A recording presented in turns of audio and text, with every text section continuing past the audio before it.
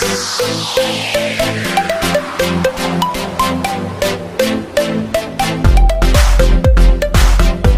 morning dears, welcome to another class of chemistry. So in the last class we discussed about the ideal gas equation related problems, Dalton law of partial pressure, kinetic molecular theory, etc. So today we are going to discuss the ideal gas, real gas, causes of deviation of real gas from ideal behavior, etc. So last class we kinetic molecular theory കൊണ്ടാണ് stop ചെയ്തത്. അപ്പോൾ അവിടെ നിന്ന് നമ്മൾ അതിന്റെ ബാക്കി കാര്യങ്ങളിലേക്ക് പോവാണ്. അതിനു മുന്നേ നമ്മൾക്ക് അറിയാം what is mean by ideal gas, what is mean by real gas. ഇങ്ങനെ ഒരു രണ്ട് ടേം നിങ്ങൾ മനസ്സിലാക്കിയിരിക്കുന്നത് നല്ലതാണ്. ഐഡിയൽ ഗ്യാസ് എന്ന് പറഞ്ഞാൽ നമ്മൾ ഓൾറെഡി പഠിച്ചു, boils law, Charles law, Avogadro's law ഒക്കെ പഠിച്ചു.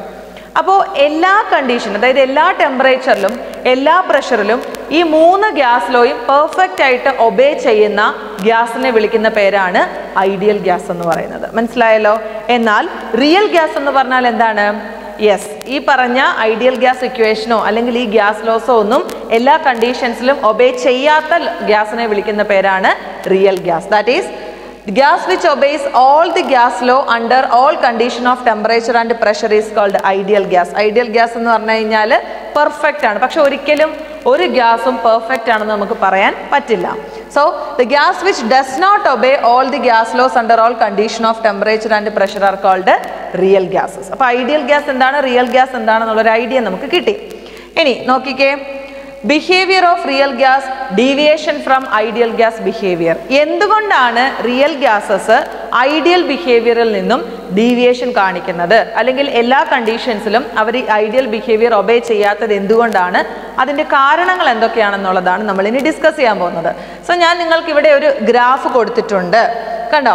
ഇവിടെ ഐഡിയൽ ഗ്യാസിൻ്റെ ഗ്രാഫ് പോകുന്നതും അതിൽ നിന്ന് ഡീവിയേഷൻ കാണിക്കുന്ന മറ്റ് ചില ഗ്യാസുകളുടെ ഒക്കെ കാണിച്ചിട്ടുണ്ട്. നോക്കിയേ, കണ്ടോ? അപ്പോൾ ഇതിനകത്തിൽ ഐഡിയൽ ഗ്യാസ് നോക്കിക്കേ, പെർഫെക്റ്റ് ആയിട്ടൊരു ഡീവിയേഷനും കൂടാതെ പോകുന്നുണ്ട്. പക്ഷേ എന്താണ്, ഹീലിയവും ഹൈഡ്രജനും ഐഡിയൽ ഗ്യാസിൻ്റെ മുകളിലായിട്ട് പോയിട്ടുണ്ട്.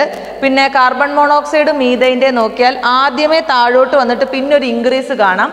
അപ്പോൾ എന്താണ് ഇത് സൂചിപ്പിക്കുന്നത് എന്നുള്ളത് നമുക്കൊന്ന് ഡിസ്കസ് ചെയ്യാം. നോക്കിയേ, it can be seen that at constant temperature PV versus P pressure plot for real gas is not a straight line. Straight line ആണോ നമ്മൾ അവിടെ കണ്ടത്? അല്ല, പലതരത്തിലുള്ള ഡീവിയേഷൻ പല ഗ്യാസിനും നമുക്ക് കാണാൻ സാധിക്കുന്നുണ്ട്. In the curves for dihydrogen and helium, as the pressure increases the value of PV also increases. ഹൈഡ്രജന്റെയും ഹീലിയത്തിന്റെയും കേസ് നോക്കിക്കേ, പ്രഷർ ഇൻക്രീസ് ചെയ്യുന്ന അനുസരിച്ച് പ്രഷർ വോളിയത്തിന്റെ വാല്യൂ ഇൻക്രീസ് ചെയ്യുന്നതായിട്ടാണ് ഹൈഡ്രജന്റെയും ഹീലിയത്തിന്റെയും കേസിൽ ഗ്രാഫ് പോയിട്ടുള്ളത്. ശരിയല്ലേ? Yes. The second type of plot is seen in the case of other gases. രണ്ടാമത്തെ പ്ലോട്ട് കാർബൺ മോണോക്സൈഡിന്റെയും അതേപോലെ മീഥൈന്റെയാണ് കൊടുത്തേക്കുന്നത്. ആ പ്ലോട്ടിൽ first there is a negative deviation, അല്ലേ? ആദ്യമേ ഒരു നെഗറ്റീവ് ഡീവിയേഷൻ ആണ് നിങ്ങൾക്ക് കാണാൻ പറ്റുന്നത്. അതിനുശേഷം ഐഡിയൽ ബിഹേവിയറിൽ നിന്നും നെഗറ്റീവായിട്ട് താഴേക്കുള്ളൊരു ഡീവിയേഷൻ കാണാം. അതിനുശേഷം the PV value decreases with increase in pressure and reaches to a minimum value, എന്താ പറയുക, value which is the characteristic of a gas. അതായത് തുടക്കത്തിൽ ഒരു നെഗറ്റീവ് ഡീവിയേഷൻ കാണാൻ സാധിക്കും, അതായത് പ്രഷർ കൂടുന്ന അനുസരിച്ച് പി വിയുടെ വാല്യൂ ഡിക്രീസ് ചെയ്യുന്നതായിട്ട് കാണാനായിട്ട് സാധിക്കും.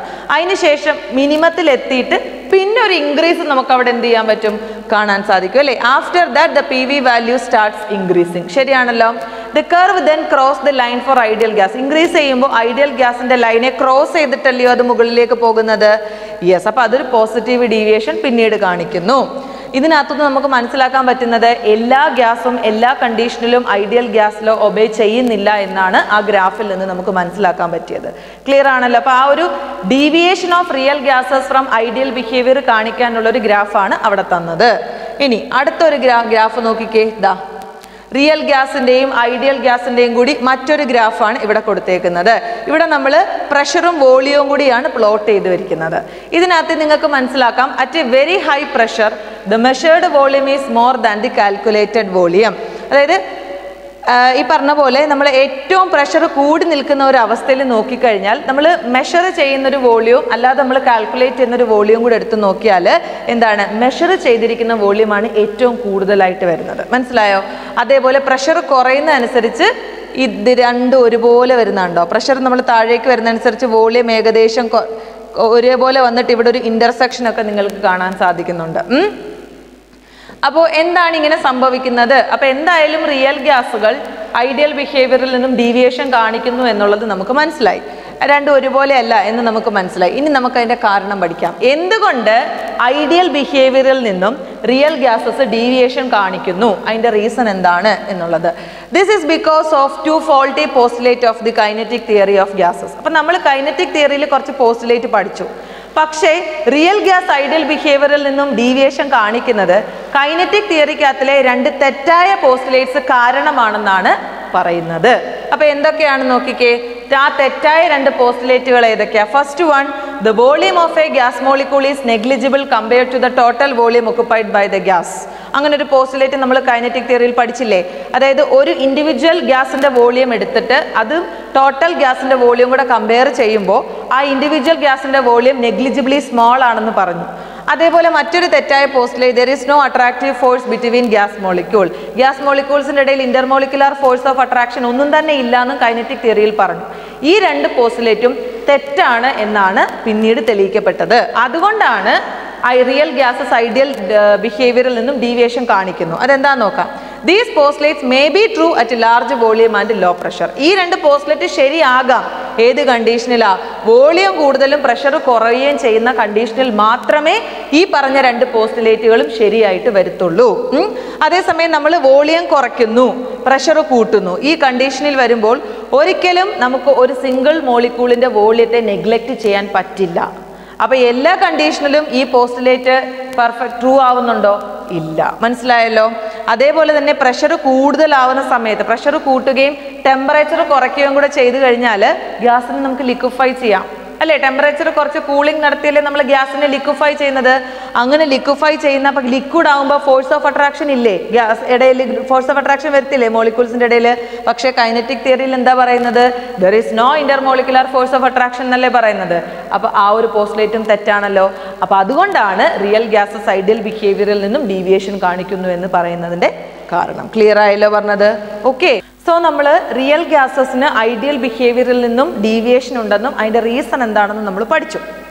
അപ്പോൾ വാണ്ടർവാൾ എന്ന മറ്റൊരു സയൻറ്റിസ്റ്റ് നമ്മുടെ ഐഡിയൽ ഗ്യാസ് ഇക്വേഷനെ ഒന്ന് കറക്റ്റ് ചെയ്തു. കാരണം അതിൽ തെറ്റുണ്ടെന്നും അതിൽ ഗ്യാസസ് ഡീവിയേഷൻ കാണിക്കുന്നു എന്ന് നമ്മൾ പറഞ്ഞു. അപ്പോൾ അതിനെ വാണ്ടർവാൾ ജസ്റ്റ് ഒന്ന് കറക്റ്റ് ചെയ്ത് പുതിയൊരു രീതിയിൽ ഒരു ഇക്വേഷൻ ഫോർമുലേറ്റ് ചെയ്തു. ആ ഇക്വേഷൻ്റെ പേരാണ് വാണ്ടർവാൾസ് ഇക്വേഷൻ എന്ന് പറയുന്നത്. അപ്പോൾ അതെങ്ങനെയാണെന്ന് നമുക്കൊന്ന് നോക്കാം. Van der Waals corrected the ideal gas equation by applying pressure correction and volume correction. അപ്പോൾ പ്രഷറിന്റെ ടേംസിലും വോളിയത്തിന്റെ ടേംസിലും ഒരു കറക്ഷൻ കൊണ്ടുവന്നിട്ടാണ് വാൻ ഡെർ വാൾ എന്ത് ചെയ്തത്? ഐഡിയൽ ഗ്യാസ് ഇക്വേഷനെ ഒന്ന് മോഡിഫൈ ചെയ്തത്. അപ്പം നമുക്കറിയാം എന്താണ് 1 mol of a ഗ്യാസിന്റെ കേസിൽ ഐഡിയൽ ഗ്യാസ് ഇക്വേഷൻ എന്ന് പറഞ്ഞാൽ എന്താണ്? അതായത് ideal gas equation normally PV = nRT എന്നാണ് നമ്മൾ പഠിച്ചത്. എന്നിന്റെ വാല്യൂ 1 ആണ്. അതായത് നമ്പർ ഓഫ് മോൾ 1 ആണെങ്കിൽ ഇക്വേഷൻ PV = RT എന്ന് മാറുമല്ലോ. PV = RT എന്ന് മാറും. അപ്പോൾ വാൻ ഡെർ വാൾ ഇതിനെ കറക്റ്റ് ചെയ്തത് എങ്ങനെയാണെന്ന് അറിയാമോ? 1 മോൾ ഉള്ള കേസിലാണ് പറയുന്നത്. അതായത് P + A/V² × V - B = ഇവിടെ n ഇല്ല കേട്ടോ. 1 മോളിന്റെ കേസിൽ n വരത്തില്ല. P + A/V² × V - B = RT എന്ന രീതിയിലാണ് അദ്ദേഹം ഇക്വേഷനെ മോഡിഫൈ ചെയ്തത്. എങ്ങനെയാണ്? P + A/V² × V - B = RT. ഇത് 1 mol of a ഗ്യാസിന്റെ കേസിൽ അദ്ദേഹം മോഡിഫൈ ചെയ്ത ഇക്വേഷൻ ആണ്. ഇനി n mol of a gas ദാണ്ട ഇതിന്റെ കേസിൽ n മോളിന്റെ കേസിൽ അപ്പോൾ എല്ലായിടത്തും n കൊടുത്താൽ മതി. That is P + AN²/V² × V - NB = nRT. കണ്ടോ? ഇതിനകത്തിൽ അദ്ദേഹം പുതിയതായിട്ട് കൊണ്ടുവന്ന A, B എന്ന ടേംസ് എന്ന് പറഞ്ഞാൽ വാൻ ഡെർ വാൾസ് കോൺസ്റ്റന്റ് എന്നാണ് അറിയപ്പെടുന്നത്. അത് നമ്മൾ ഉപയോഗിക്കുന്ന ഗ്യാസിന്റെ നേച്ചറിനനുസരിച്ചിരിക്കും ആ കോൺസ്റ്റന്റിന്റെ വാല്യൂ. മനസ്സിലായോ? So van der Waals derivation ഒന്നും നമുക്ക് പഠിക്കാനില്ല, ജസ്റ്റ് ഇക്വേഷൻ മാത്രം പഠിച്ചാൽ മതി. സോ എന്താണ് van der Waals equation? P + AN²/V² × V - NB = nRT. ഓരോ ടേമും എന്താണെന്ന് പറയണം. P pressure, V volume, N is the number of moles, then A and B are van der Waals constant, then R is universal gas constant and T is the temperature. മനസ്സിലായല്ലോ? So ideal gas ഇക്വേഷനെ modify ചെയ്തതാണ് van der Waals equation എന്ന് പറയുന്നത്. Clear? Then next compressibility factor. ഇനി മറ്റൊരു ഫാക്ടറാണ് നമ്മൾ മനസ്സിലാക്കുന്നത്, compressibility factor. നമുക്കറിയാം ഐഡിയൽ ഗ്യാസ് ഇക്വേഷൻ എന്ന് പറഞ്ഞാൽ PV = nRT ആണെന്ന് നമ്മൾ പഠിച്ചതാണ്, ശരിയാണല്ലോ? യെസ്.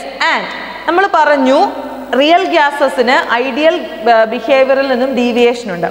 ആ ഡീവിയേഷനെ മെഷർ ചെയ്യാൻ യൂസ് ചെയ്യുന്ന ഫാക്ടറിനെ വിളിക്കുന്ന പേരാണ് കംപ്രസിബിലിറ്റി ഫാക്ടർ. എന്താണ്?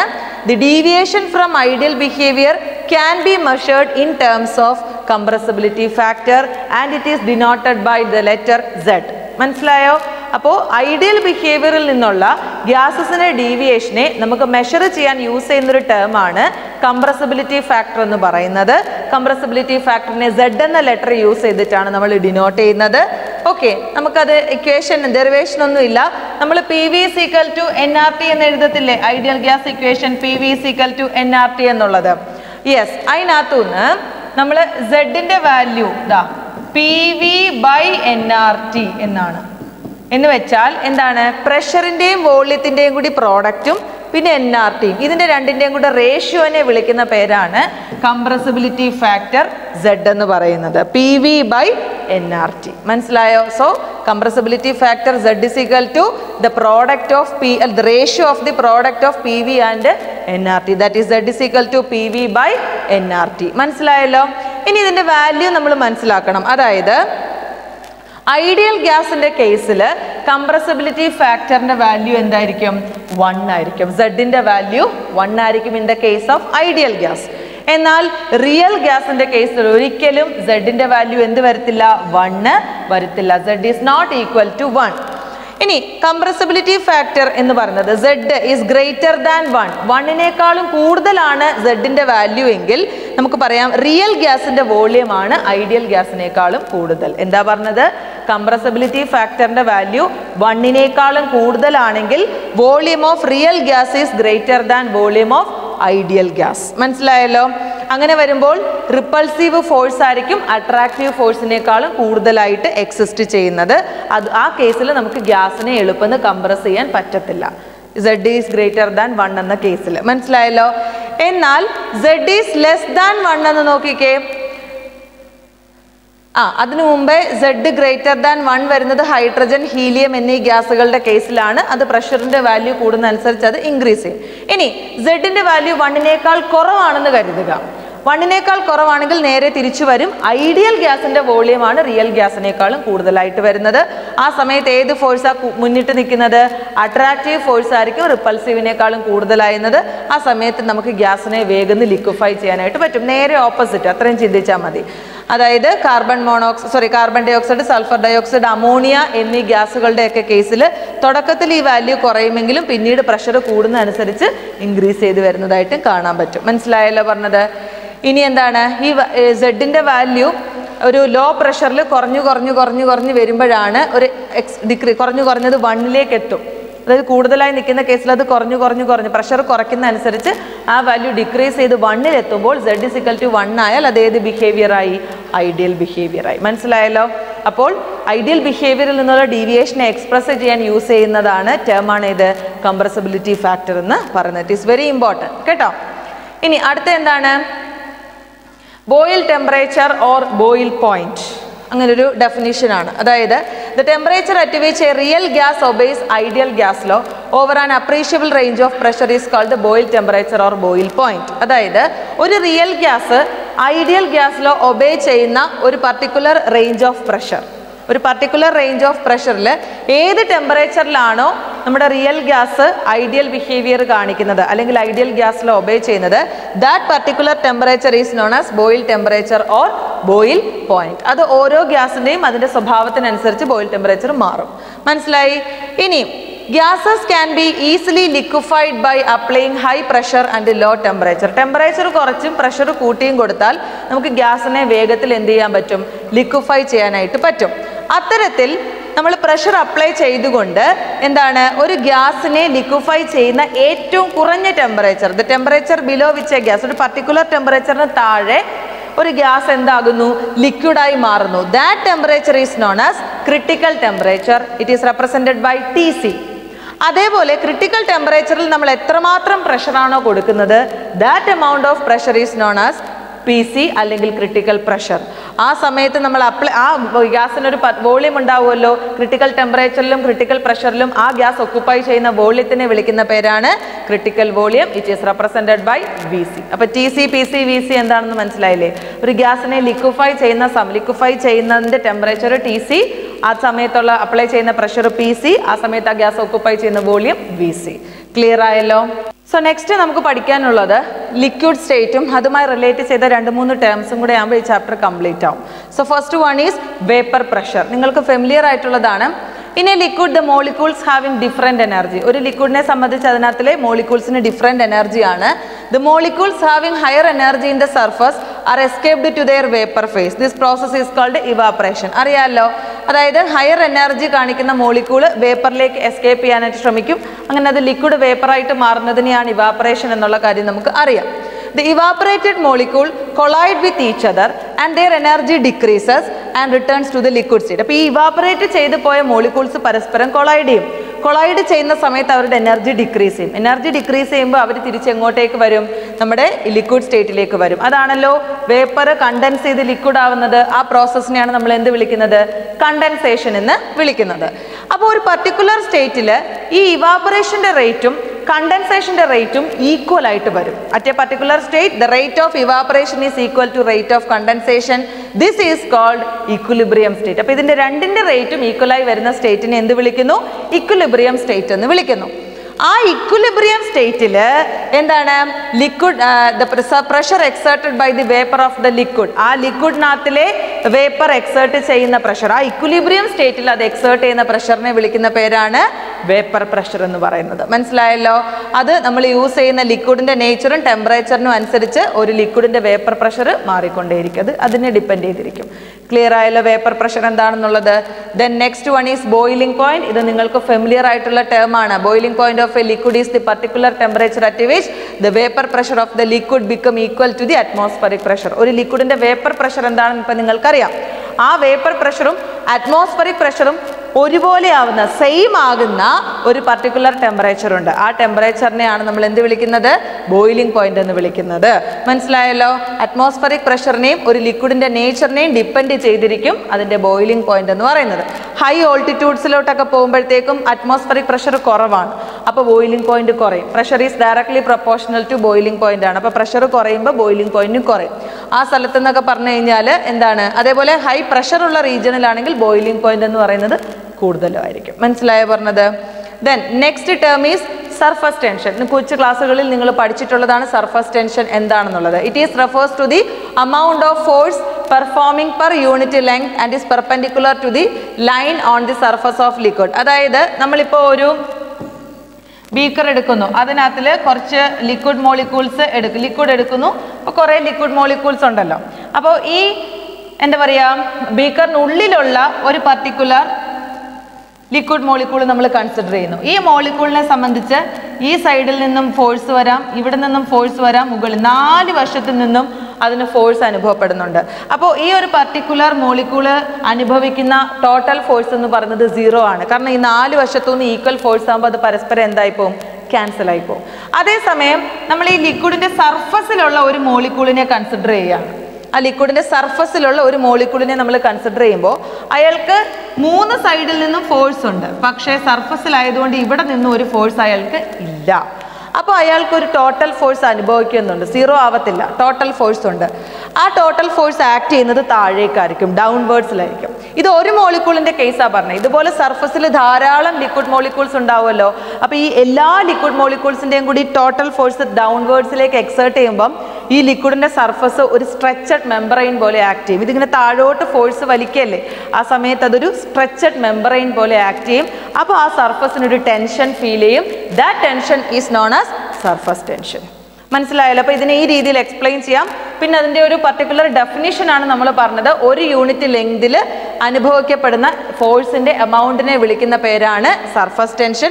അത് ആ ലിക്വിഡ് സർഫസിന്റെ പെർപെൻഡിക്കുലർ ആയിട്ടായിരിക്കും, ഇങ്ങനെയായിരിക്കും അത് ആക്ട് ചെയ്യുന്നത്. മനസ്സിലായോ പറഞ്ഞത്? ഇതാ ഒരു സ്ട്രെച്ചഡ് മെമ്പറൈനെ ഇവിടെ എടുത്തു വെച്ച് കാണിച്ചിട്ടുണ്ട്. ക്ലിയർ ആണോ പറഞ്ഞത്? Then a molecule on the surface of a liquid suffers net attractive force towards the interior of the liquid due to the molecules below it. Consequently, the liquid tends to minimize their surface. This is known as surface tension.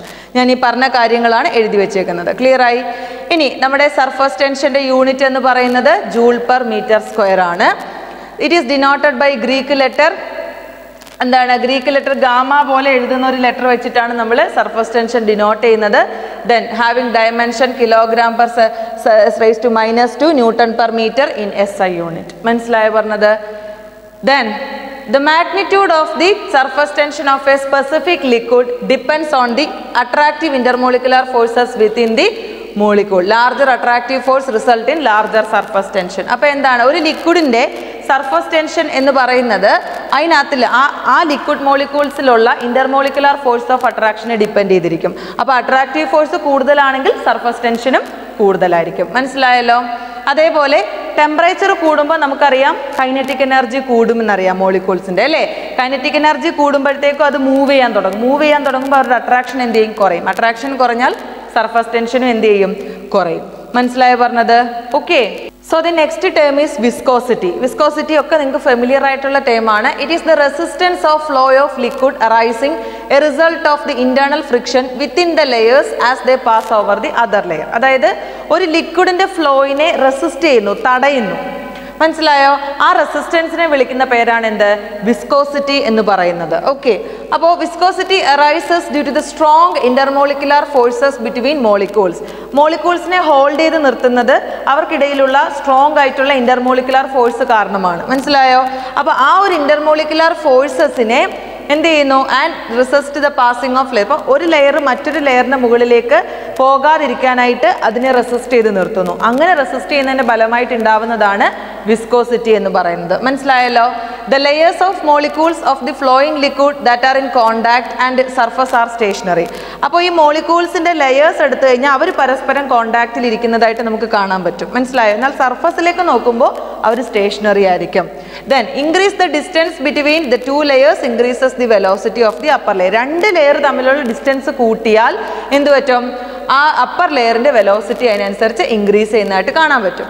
Flow of liquid with regular gradation of velocity with while passing over the. അപ്പോൾ ഒരു layer മറ്റൊരു ലെയറിന്റെ മുകളിൽ കൂടെ pass ചെയ്യുന്ന സമയത്ത് വെലോസിറ്റിയിൽ ഒരു regular gradation ഉണ്ടായാൽ ആ ലിക്വിഡ് എന്ത് ചെയ്യാൻ തുടങ്ങും? ഫ്ലോ ചെയ്യാനായിട്ട് തുടങ്ങും. മനസ്സിലായി? ആ ഫ്ലോയിനെ വിളിക്കുന്ന പേരാണ് ലാമിനാർ ഫ്ലോ എന്ന് പറയും. അപ്പം നിങ്ങൾക്ക് ഇത് ലിക്വിഡിന്റെ ഡിഫറെന്റ് ലെയേഴ്സ് അറേഞ്ച് ചെയ്തിരിക്കുന്നത് കാണിച്ചിരിക്കുകയാണ്. അപ്പം നമ്മളിവിടെ നോക്കുമ്പോഴത്തേക്കും രണ്ട് ലെയേഴ്സ് തമ്മിലുള്ള ഡിസ്റ്റൻസിനെ എടുത്തിരിക്കുന്നതാണ് DZ എന്ന് പറയുന്നത്. ഈ രണ്ട് ലെയേഴ്സ് തമ്മിലുള്ള ഡിസ്റ്റൻസ് ആണ്. അതേപോലെ തന്നെ എന്താണ് ലെയറിന്റെ വെലോസിറ്റിയാണ് എന്തെന്ന് എടുത്തേക്കുന്നത്? DU എന്ന് പറയുന്നത്. ലെയർ തമ്മിലുള്ള വെലോസിറ്റിയാണ് DU എന്ന് പറയുന്നത്. അപ്പോൾ ലെയേഴ്സ് തമ്മിലുള്ള വെലോസിറ്റിയാണ് DU എന്ന് പറയും. ഒരു ലെയറിന്റെ പർട്ടിക്കുലർ വെലോസിറ്റി DU എടുത്തു, ചെറിയൊരു വെലോസിറ്റി കാണിക്കാൻ വേണ്ടി. The flow used to maintain the flow of layers is directly proportional to the area of contact within the moving layer. The force, അതായത് ഈ ലെയേഴ്സിന്റെ ഫ്ലോയ്ക്ക് മെയിൻറ്റെയിൻ ചെയ്യാൻ വേണ്ടിയിട്ടുള്ളൊരു ഫോഴ്സ് ഉണ്ട്. ആ ഫോഴ്സ് എന്ന് പറയുന്നത് ഈ ലെയേഴ്സ് കോണ്ടാക്റ്റിലിരിക്കുന്ന ലെയേഴ്സിന് ഒരു ഏരിയ ഉണ്ടല്ലോ, ആ ഏരിയയോട് ഈ ഫോഴ്സ് പ്രൊപ്പോർഷണൽ ആണ്. അതാണ് F പ്രൊപ്പോർഷണൽ ടു A എന്ന് എഴുതിയിരിക്കുന്നത്. മനസ്സിലായല്ലോ? ഓക്കെ. അതേപോലെ ഈ ഫോഴ്സ് തന്നെ വെലോസിറ്റി ഗ്രേഡിയന്റിനോടും പ്രൊപ്പോർഷണൽ ആണ്. അപ്പം ഏരിയയോടും പ്രൊപ്പോർഷണൽ ആണ്, വെലോസിറ്റി ഗ്രേഡിയന്റിനോടും പ്രൊപ്പോർഷണൽ ആണ്. അപ്പോൾ ആദ്യം ഏരിയയോട് പ്രൊപ്പോർഷണൽ ആയതുകൊണ്ടാണ് F പ്രൊപ്പോർഷണൽ ടു A എന്ന് കൊടുത്തത്. വെലോസിറ്റി ഗ്രേഡിയന്റിനോട് പ്രൊപ്പോർഷണൽ. വെലോസിറ്റി ഗ്രേഡിയന്റ് എന്ന് പറഞ്ഞാൽ DU/dz. ഓരോ ടൈമും നമ്മൾ എന്താണെന്ന് പറഞ്ഞതാണ്. ഇതാണ്. അപ്പോൾ രണ്ട് സൈഡ് ഈക്വൽ ആയതുകൊണ്ട് ഇത് തമ്മിൽ നമുക്ക് എന്ത് ചെയ്യാം? ഇക്വേറ്റ് അല്ലെങ്കിൽ ഒരുമിച്ച് എഴുതാൻ പറ്റും. F proportional to area into DU/dz എന്ന് ഒരുമിച്ച് കമ്പൈൻ ചെയ്ത് എഴുതാമല്ലോ. കമ്പൈൻ ചെയ്താൽ പ്രൊപ്പോർഷണാലിറ്റി മാറ്റാനായിട്ട് നമ്മളൊരു കോൺസ്റ്റന്റിനെ കൊടുക്കുന്നുണ്ട്. ദാറ്റ് ഈസ് ന്യൂ ഇൻറ്റു അല്ലെങ്കിൽ ന്യൂ എന്നോ അല്ലെങ്കിൽ നമുക്ക് ഈറ്റ എന്ന് വേണമെങ്കിലും വിളിക്കാം കേട്ടോ. DU/dz. മനസ്സിലായല്ലോ? ഈറ്റ എന്ന് വിളിക്കാം അല്ലെങ്കിൽ ന്യൂ എന്ന് വിളിക്കാം. Which is known as A proportionality constant which is known as the coefficient of viscosity. ഇതിനെ ഈ കോൺസ്റ്റന്റിനെ വിളിക്കുന്ന പേരാണ് എന്ത്? കോഎഫിഷ്യന്റ് ഓഫ് വിസ്കോസിറ്റി എന്ന് പറയുന്നത്. മനസ്സിലായല്ലോ? അപ്പോൾ this coefficient of viscosity is equal to the force when the velocity gradient and area of contact is unity. ഈ ഒരു കേസിൽ ഈ എയുടെ വാല്യൂവും അതേപോലെ തന്നെ ഈ രണ്ട് ടേമിന്റെ ഈ എയുടെയും വെലോസിറ്റി ഓഫ് ഗ്രേഡിയന്റിന്റെയും വാല്യൂ 1 ആയി കഴിഞ്ഞാൽ force is proportional to coefficient force is equal to coefficient of velocity എന്ന് നമുക്ക് പറയാമല്ലോ. അങ്ങനെ യൂണിറ്റി ആയിട്ട് വരുന്ന കേസിലാണ് നമ്മൾ എന്താണ് കോഎഫിഷ്യന്റ് ഓഫ് വെലോസിറ്റിയെ നമ്മൾ വിസ്കോസിറ്റിയെ നമുക്ക് മെഷർ ഓഫ് വിസ്കോസിറ്റി എന്നും പറയാൻ പറ്റും. അതിൻ്റെ യൂണിറ്റ് എന്ന് പറയുന്നത് NS മീറ്റർ റേസ് ടു -2 ആണ്. ദെൻ വിസ്കോസിറ്റി ഓഫ് ലിക്വിഡ്സ് നമുക്കറിയാം, ടെമ്പറേച്ചർ കൂടുമ്പം അവരുടെ കൈനറ്റിക് എനർജി കൂടും, അപ്പോൾ അവർ ഒഴുകാൻ തുടങ്ങും. അപ്പം അതായത് ടെമ്പറേച്ചർ കൂടുന്നു, വിസ്കോസിറ്റി കുറയുന്നു. മനസ്സിലായോ? ഏറ്റവും കൂടുതൽ ടെമ്പറേച്ചറിലെത്തുമ്പോൾ അവർക്ക് കൈനറ്റിക് എനർജി കൂടുതലായിരിക്കും. അപ്പോൾ അവർക്ക് ഇന്റർമോളിക്കുലാർ ഫോഴ്സസിനെ ഓവർകം ചെയ്യാനായിട്ട് പറ്റും. അപ്പോൾ ലെയറുകൾ തമ്മിലൊരു സ്ലിപ്പിംഗ് അവിടെ ഫീൽ ചെയ്യും. മനസ്സിലായി പറഞ്ഞത്? അപ്പോൾ ഇത്രയേ ഉള്ളൂ നമ്മുടെ സ്റ്റേറ്റ്സ് ഓഫ് മാറ്റർ എന്ന് പറയുന്ന ചാപ്റ്റർ. വളരെ കമ്പാരിറ്റീവ്ലി ഒരു സ്മോൾ ചാപ്റ്ററാണ് സ്റ്റേറ്റ്സ് ഓഫ് മാറ്റർ എന്ന് പറയുന്നത്. അപ്പോൾ തുടക്കം തൊട്ട് നമ്മൾ കുറച്ച് ലോസും കാര്യങ്ങളും, ആദ്യം നമ്മൾ ഇന്റർമോളിക്കുലാർ ഫോഴ്സസ് പഠിച്ചു, പിന്നെ കുറച്ച് ഗ്യാസ് ലോ പഠിച്ചു, അതിൻ്റെ related problems, ideal gas equation, kinetic molecular theory, പിന്നെ Dalton's law of partial pressure, അതിൻ്റെ റിലേറ്റഡ് ആയിട്ടുള്ള കാര്യങ്ങളും പ്രോബ്ലംസും, അതിനുശേഷം causes of deviation of real gas from ideal behaviour, അതിൻ്റെ ഗ്രാഫ് റിലേറ്റഡ് ആയിട്ടുള്ള കാര്യങ്ങൾ, അതിനുശേഷം ലാസ്റ്റ് ലിക്വിഡ് സ്റ്റേറ്റിൽ കുറച്ച് പ്രോബ്ലംസ് ഒക്കെ ചെയ്തു. അപ്പോൾ മൊത്തത്തിൽ നോക്കുകയാണെങ്കിൽ ഒരു ചെറിയ പാടാണ്. അപ്പോൾ ഇതിൻ്റെ പ്രീവിയസ് ക്വസ്റ്റ്യൻസ് ഇടുന്നുണ്ട്. അപ്പോൾ അതിൽ നിങ്ങൾക്ക് ഏറ്റവും കൂടുതൽ തവണ ചോദിച്ച ക്വസ്റ്റ്യൻസ് മനസ്സിലാവും. അപ്പോൾ നന്നായിട്ട് പഠിക്കുക. ഓക്കെ, അപ്പോൾ അടുത്ത ക്ലാസ് നമുക്ക് വീണ്ടും കാണാം. Thank you.